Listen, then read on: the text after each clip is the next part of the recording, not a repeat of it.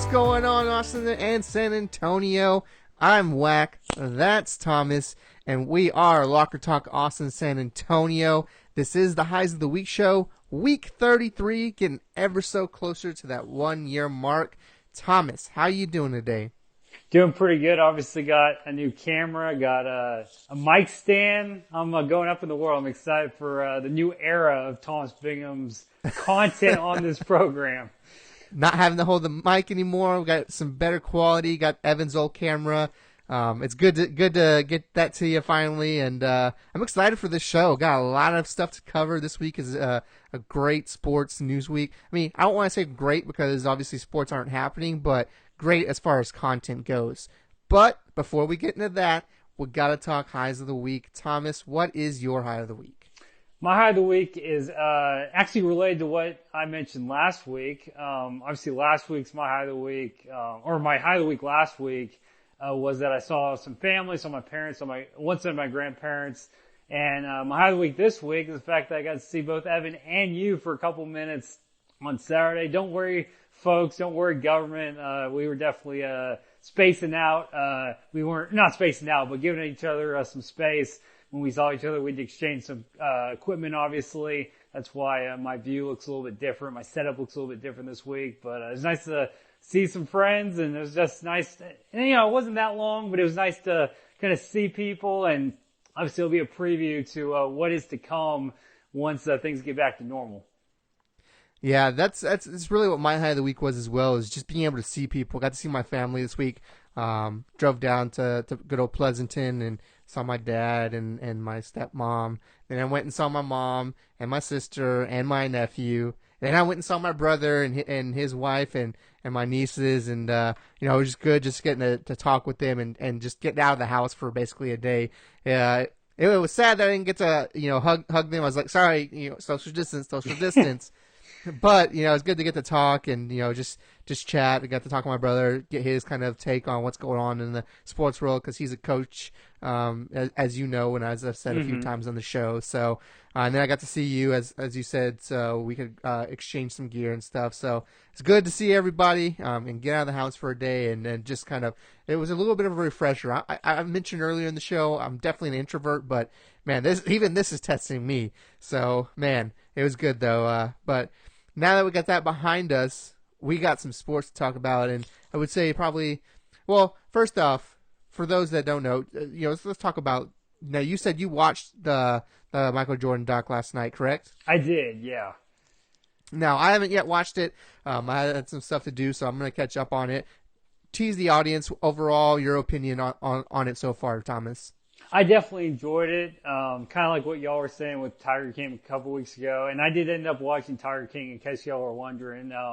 You know, it's that time where, you know, we're just trying to find things to entertain us. Obviously, you know, allow our attention to be away from what the bad things are going on in the world, whether it's coronavirus, the economy, gas prices. And, you know, it was interesting start to the 10-part doc. And, you know, for someone like myself who really kind of caught the end of Michael Jordan's tenure when he was still playing, you know, I was alive when he was playing, but I really didn't get into sports until 2002, 2003, when he really was not at the level that he was with the Chicago Bulls or with, you know, North Carolina. So it was nice to kind of learn some things. And, obviously, you know, it's not just about him. It's about the whole team. It's about, you know, Scottie Pippen and Dennis Rodman and the whole crew and, Phil Jackson. And, it's an interesting, story so far. I'm definitely looking forward to the rest of the documentary.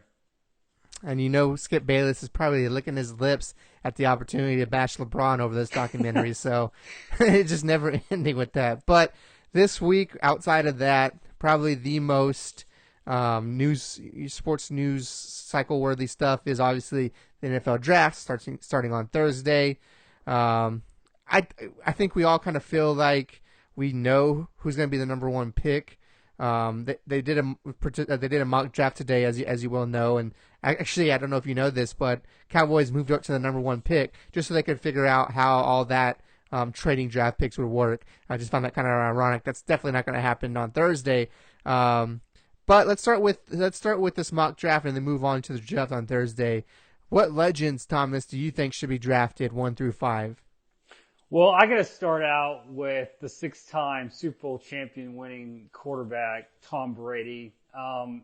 Obviously, he's done so much in his career, especially with the New England Patriots. And, just the fact that he has such a great winning mentality. I would probably put at number 1. Another notable up there that you could obviously argue at number 1 would be Jerry Rice. Such a great receiver, especially with the 49ers, as a part of some of those championship runs in San Francisco. And, kind of when you go down the line, I got to go with one of my guys from when I was younger, obviously when you were younger as well.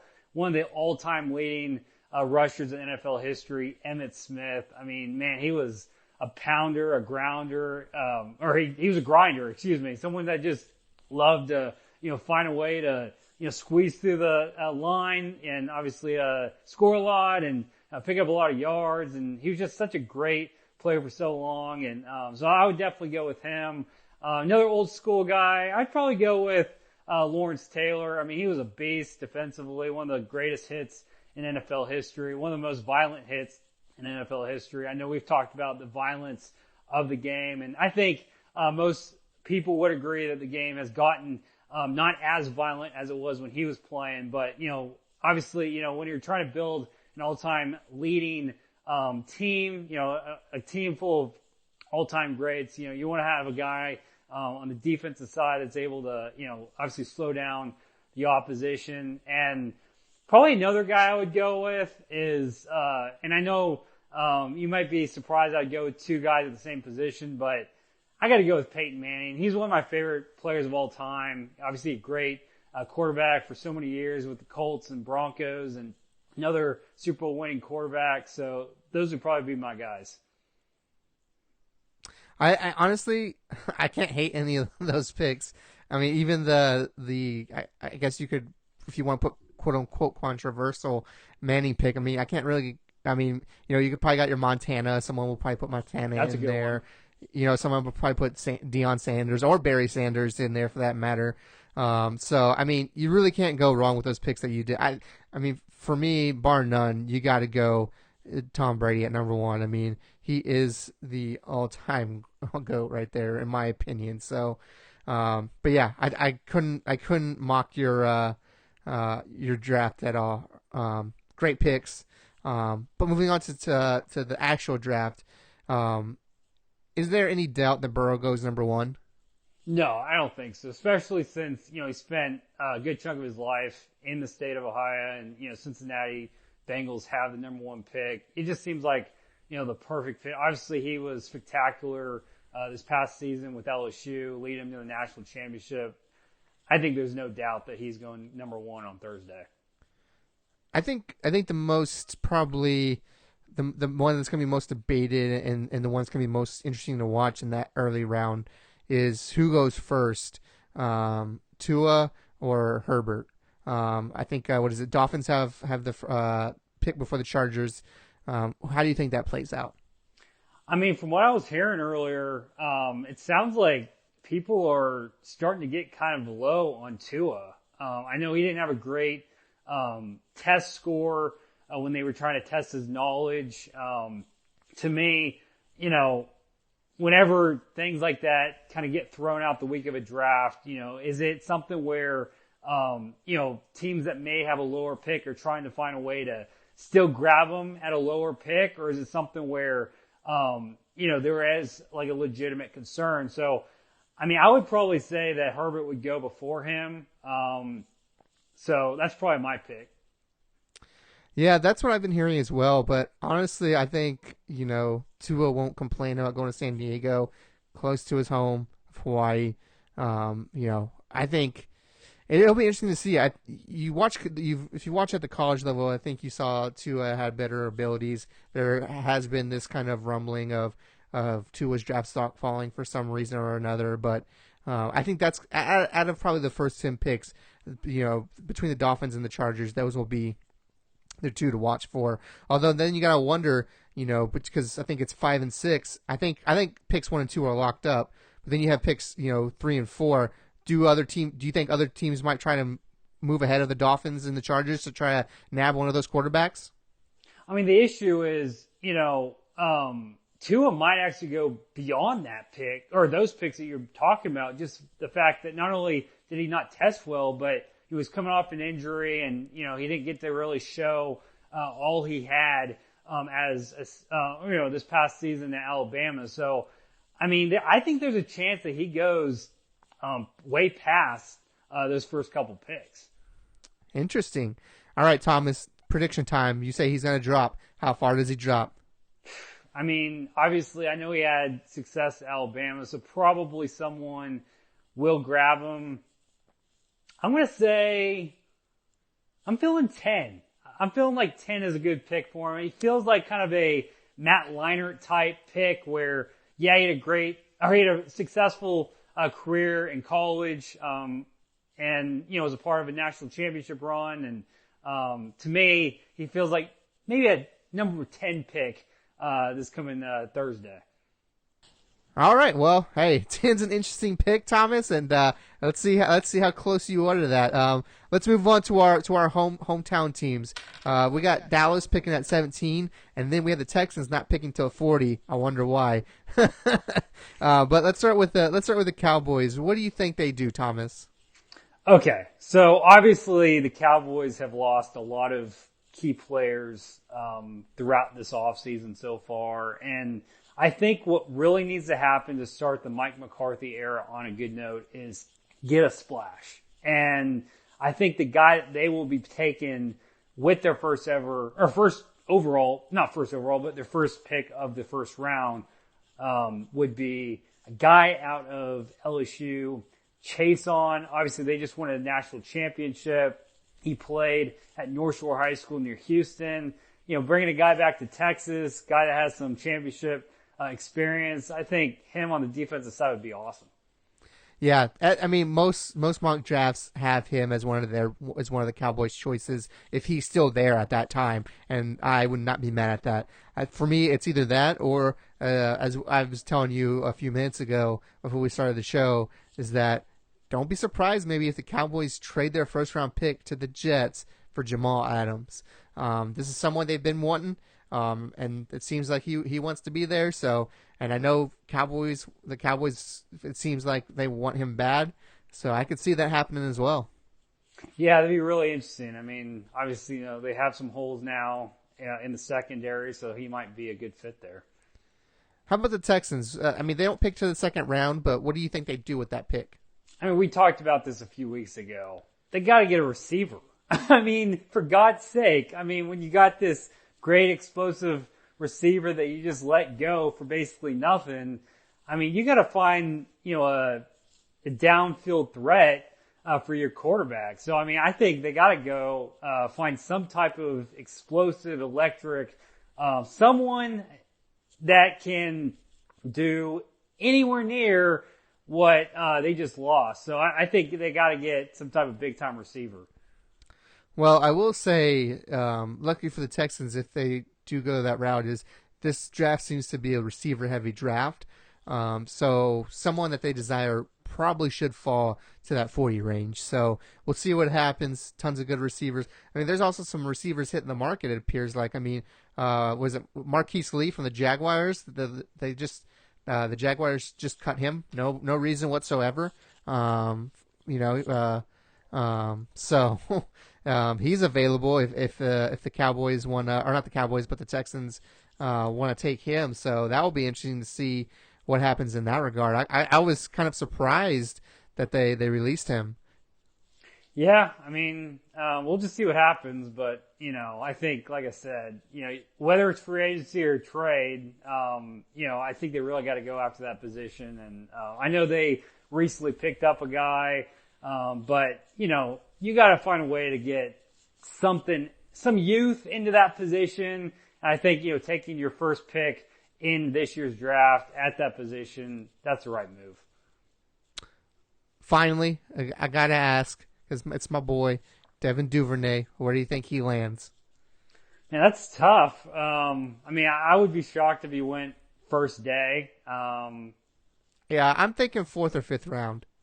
Yeah, I think middle of the pack sounds kind of like or middle of the draft sounds about right for him. Yeah, I mean, fingers crossed, man. I would love. I mean, Cowboys need that kind of player because they lost Randall Cobb. Whew, man, I would love to see my boy Duvernay with the Cowboys. Hey, you never know. I mean, just played at Texas, and I know a couple years ago the Cowboys drafted some guys out of Texas. So you never know. Maybe they're able to pick up a Longhorn in this draft. Well, sports world is continuing to turn, not back to normal yet. Just a real quick update. President Trump and the government have said they would love to open sports sooner rather than later. I personally think golf will be the first sport back. I guess for the first major sport back, if you will. Wow, 'Cause it's over one baseball. Interesting. well, I mean, you look at it. It's one of the ones that it's gonna. You're still. It's the one that allows the most social distance, right? So, True. I mean, you have what 2 to 3 golfers with their caddies on one hole at a time. You can that's easy to space out. I mean, so I think out of all of them, I would see the first golf match coming back in June if I had to guess. Man, that'd be pretty awesome. I know there's a major in June, the U.S. Open, so that'd be a great time to bring that sport back. Yeah. Moving on. We're going to talk about some high school now. That's what we're all about. And man, was the high school sports world ablaze with news for Texas. First, Governor Abbott said on Friday that all Texas schools are closed for the remainder of spring. Soon after that, UIL announced that all spring sports are done. TAPS announced the same. Basically, all the spring sports are done. And then today, it was announced that 7-on-7 is not going to happen this summer. So basically, everything's closed down. So let's start with just the schools in general, and then we'll get to the sports side. Where do high schools go from here, Thomas? I think what happens, or what needs to happen with these high schools, is they really need to find a way to get as many people in their community as recovered as possible for the ones that have been infected by the coronavirus, and then obviously continue to really push this idea of isolation, because I think the longer that we go in this particular direction, in the sense that we're isolating, we're limiting the spread of this virus, we're trying to slow down who is getting it. I think that's the really the first step to getting not only schools and school districts back in session by August or September, the normal time it usually starts, but also getting society back on track. And I mean, to me, once you start seeing vast improvements, that's when you're going to start seeing these communities being able to resume maybe a summer tradition that they may have, like a 4th of July celebration. And the good thing is we have a couple months before the school year traditionally starts. And even if for some reason there is a little bit of a delay, where school year doesn't start till, let's say, early to mid September, that doesn't necessarily screw up the calendar that much. Yeah, it may make kids go into the end of June or something like that in 2021. But to me, I mean, it's baby steps. It's continuing to really lean on your local officials, and once everything is starting to get back and running in these communities where and I know Governor Abbott is trying to start resuming economic and business entities. Once you start seeing things like that get up and running again, I think that's going to allow more groups of larger sizes to start gathering again. And then there's going to have to be a point where to get back on track, you're just going to be like, hey, like it's based off of your personal dedication to not only look after yourself but others around you. And that's probably when you're going to start seeing school back in session, and obviously we'll start seeing sports again.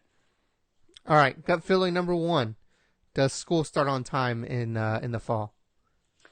I'm going to say no, but I'm going to say it's going to be a few weeks behind. So that kind of probably answers my gut feeling number 2: does sports start on time? I say no. I mean, it'll be similar, but it'll be obviously a couple weeks behind all that. I mean, the thing is, you got to have, these schools in session before you start seeing high school sports resume. And, maybe what you do is, and this would be a really interesting proposal, you get school in session in early to mid September. Maybe you don't start the season until late September for like football and volleyball. Obviously, volleyball would probably get pushed back to early December. Imagine this, over Christmas break, and you probably would have to take, a week off for Christmas and all that. But imagine if, you start seeing state semifinal games, state championship games around, New Year's and maybe the first week of January. That would obviously be an awesome way to kind of entertain people by, or while they're, at home celebrating with their families and friends and stuff. That is an interesting concept. Gut feeling number 3, Thomas. Do we start the season whenever it starts in empty stadiums for high school? Probably.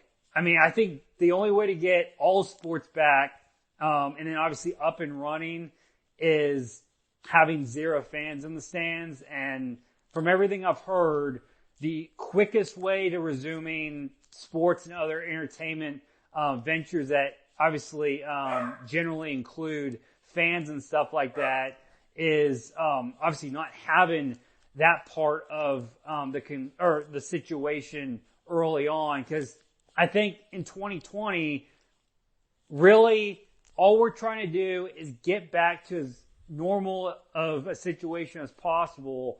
And we're all craving for some type of entertainment. Thank God that the NFL is able to, or hopefully, I know everything is still on plan a couple days before, 3 days before, with the draft pulling off, hopefully a virtual type situation to help, kind of get us through this whole situation. To me, it's going to be these little baby steps. Maybe if everything goes as planned, you start seeing sports by August or September, and high school sports get up and running by September. Maybe what you do is, you play the regular season without fans in the stands, and then by playoffs or the state Final Four, state championship games, you're able to start letting some fans in. I think that'd be the best case scenario at this point. Yeah, I think that's going to probably have to be what it is, something similar along those lines. They just don't think you're going to be able to open it back to the way it was right away. Moving on to a little lighter note, on Friday, Arlington ISD became the latest DFW school district with a major stadium deal for high school football games. 4-year deal with Globe Life Park, has 14 scheduled games for the 2020 season. Frisco has been playing, the ISD has been playing at the Star for the last few years.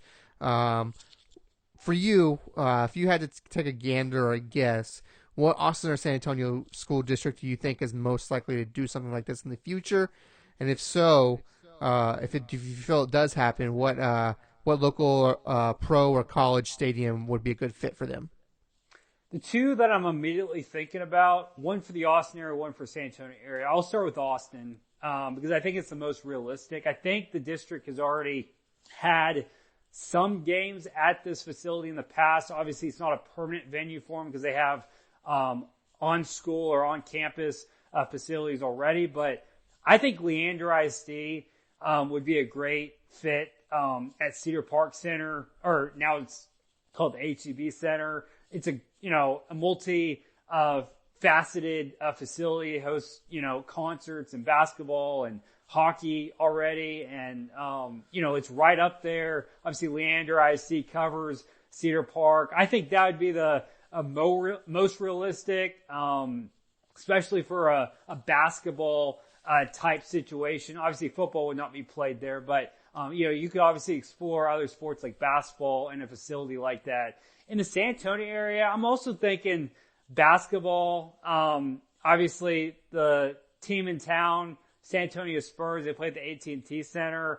I think it'd be awesome if Northside ISD found a way to play their games there. Obviously, they have the population up there. They have, tons of schools. They got 11 6A schools now, or they will for next school year and beyond.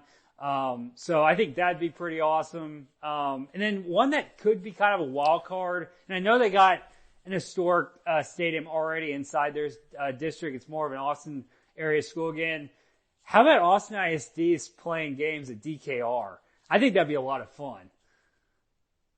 Ooh. What about, It's right in their this is a wild backyard. card now? I think there's going to be a lot of here's one. This is definitely a wild card because I think there's a lot of logistics to go into it. But once that new soccer stadium is built in Austin, what if like the schools nearby had a partnership with that stadium? That might be kind of cool. Oh, that's a great idea. I think for sure you could find a way to play some football in there. And actually, on that note, I'm glad you brought that up because this was another one I want to bring it up.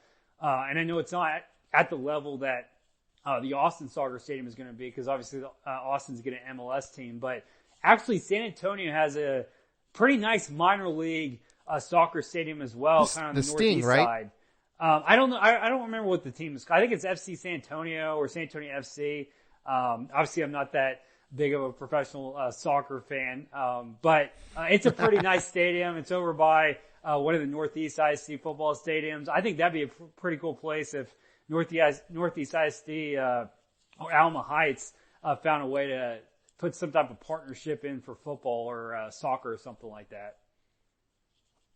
Well, speaking of stadiums, I wanted to close today's show by giving some of our favorite stadiums. I think you stuck mostly to Austin, which is fine. I did kind of more surrounding areas and stuff. So we're going to give our top 5 stadiums.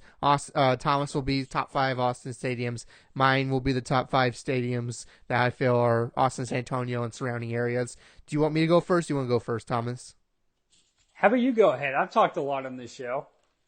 All right. Well, I'm gonna start number 5 and work my way up. So at number 5, I'm going. This one's more biased because I've been there so many times since I've started working with Vipe. I'm gonna pull up my paper here so I can read it properly. Cass Memorial Field in San Antonio Christian.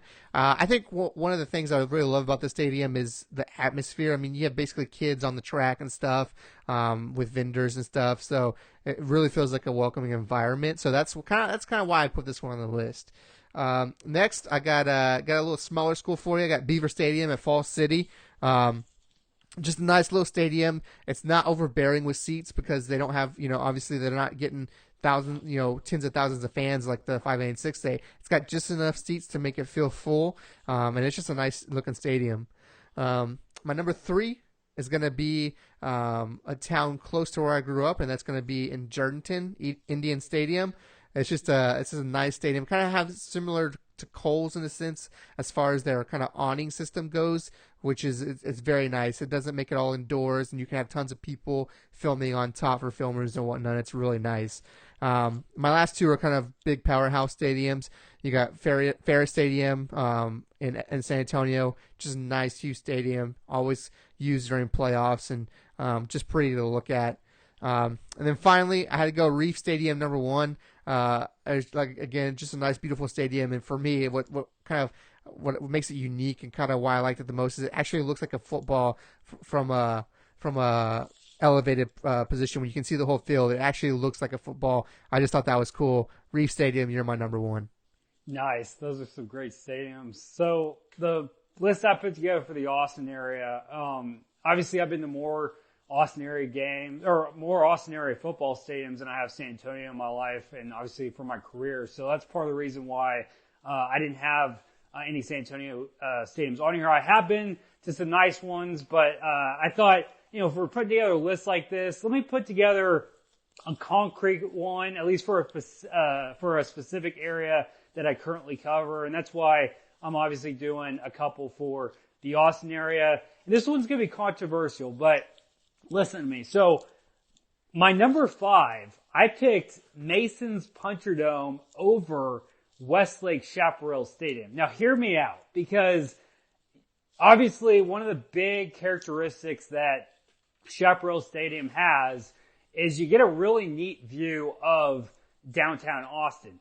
But obviously Puncherdome, it's unique, And, it used to be a racetrack, and it's a very historic venue. And to me, I'm going to go with them. Now, on that same note with Chaparral Stadium, I will mention at number 3. So hold on. There's a similar stadium in the Austin area that has a similar view, or it's in a pretty cool part of Austin. So obviously, I'm going to go with that one at a little higher. But my number 4, and I've been here a lot, and I know when I was in college, I went to a lot of games here when I was covering games. Gupton Stadium in Cedar Park. Man, I love this venue. You drive up, it's this huge venue. It is really nice, and it's one of my favorite places that I've seen games at in this area. Now, back to that stadium that I was telling you about a second ago. And Westlake fans will probably hate me for this because it's at one of their rival schools. But House Park is not only historic, it's in the middle of Austin. You get a really cool view in the middle of downtown Austin. And I think those characteristics have to put it in the top 5, even over a pretty nice venue in Chaparral Stadium.